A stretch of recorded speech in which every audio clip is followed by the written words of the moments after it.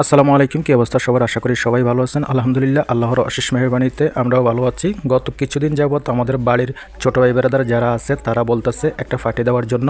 তো আসলে টাইমিং মিলতেছে না, বিদায় পার্টিটা এতদিন দেওয়া হয় নাই। তো আজকে তামিম এবং রাতুল সিদ্ধান্ত নিল আজকেই পার্টিটা দিয়ে দিবে।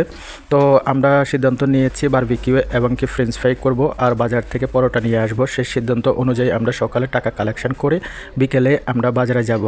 কি এমন একটা অবস্থা, সারাদিন রোদের কি একটা প্রচণ্ড তাপ ছিল। বিকালবেলা যখন 3টা বাজলো তখন হঠাৎ করে বৃষ্টি চলে আসলো। বৃষ্টি আসার কারণে আমাদের সব প্ল্যানিং বরবাদ করে দিয়েছে। তো ভাবছি যে বৃষ্টি কমে যাবে, আমরা চলে গেছি চন্দ্রগঞ্জ বাজারে। চন্দ্রগঞ্জ বাজারে গিয়ে আমরা প্রায় 1-1.5 ঘন্টা অপেক্ষা করেছি বৃষ্টি কমার জন্য, তবুও বৃষ্টি কমে নাই। এর পাকে দিয়ে আমরা মুরগিগুলো কিনে ফেলছি চিকেন ফ্রাই করার জন্য। তো তারপরেও আমরা অনেকক্ষণ অপেক্ষা করেছি মুরগি কেনার পরে বৃষ্টি কমবে আশা করে, কিন্তু তারপরেও বৃষ্টিটা কমে নাই। তো বৃষ্টিটা যেহেতু কমে নাই, রাতুল আমাকে ফোন দিয়ে বলেছে ভাইয়া আজকে মিস করা যাবে কি না।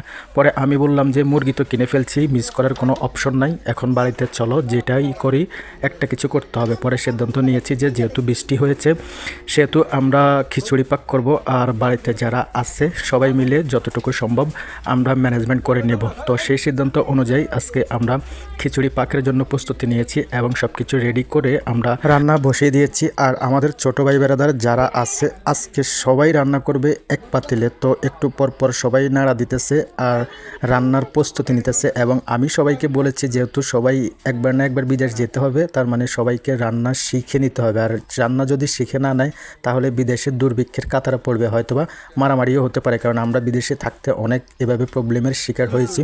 যাই হোক, আমাদের মাংসগুলো ভুনা করা শেষ হয়ে গেছে। এখন মহিন এর পাকে চলে এসেছে, এসে চাউলগুলো ভালো করে পরিষ্কার করে চাউলগুলো এখন পাতিলে দিয়ে দিয়েছে। পাতিলে দেওয়ার পরে আমাদের এখানে রান্নাগুলো ম্যানেজমেন্ট করবে মহিনে। ছোট যারা আছে তারা এই কাজে সহযোগিতা করবে। আর বাড়িতে একটা এমন অনুষ্ঠান মানিয়ে ভাই বেড়াদার সবাই একসাথে আনন্দ করা। আসলে প্রত্যেকটা বাড়িতে এভাবে মাঝে মধ্যে যদি পার্টি দিয়ে থাকে তাহলে বাড়িতে সবার সাথে একটু কমিউনিকেশান থাকে, ভালো সম্পর্ক থাকে। তো আজকে যেহেতু আমাদের বাড়ি কেন্দ্রিক একটা পার্টি, আমরা বাইরের কাউকে এখানে ইনভাইট করি না, কিন্তু যদি রিজিকে থেকে যায় তাহলে তো অবশ্যই সেই ব্যক্তি উপস্থিত থাকবে। রাতের 12টা বাজে আমার কাছে চলে আসলো জাভেদ আর সুলতান ফারুক। তো কী করব, ওনাদেরকে নিয়ে আমি চলে গেছি খাওয়ার জন্য। এর পাকে আমাকে অনেকবার ইসমাইল কাকা ফোন দিয়েছে, মইনে ফোন দিয়েছে, একটু লেট হয়ে গেছে।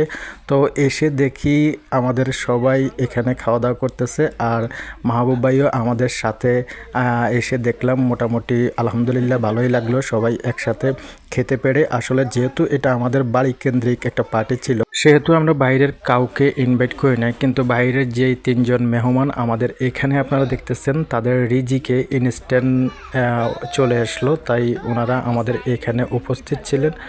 আর আমাদের বাড়িতে ছোট ভাই যারা আছে তারা খাইতেছে আর সবাই আনন্দ করতেছে। তো সবার প্রতি আন্তরিকতা ভালোবাসা সবসময় থাকবে, এভাবে যেন আয়োজন করতে পারেন। আর খাওয়া শেষ হওয়ার আগে সবাইকে বলে দেওয়া হয়েছে হাঁড়ি পাতিল যেগুলো আছে ভালো করে পরিষ্কার করে দিয়ে দেওয়ার জন্য। তো তামিমে এই বিষয়টা নজর দিয়েছে, হাঁড়ি পাতিল সবগুলো সম্ভবত তামিমেই ধুয়েছে। অসংখ্য ধন্যবাদ তামিমকে, আর যারা এই কাজে সহযোগিতা করেছে তাদেরকেও অসংখ্য ধন্যবাদ। আল্লাহ হাফেজ, দেখা হবে আবার কোনো এক ভিডিও।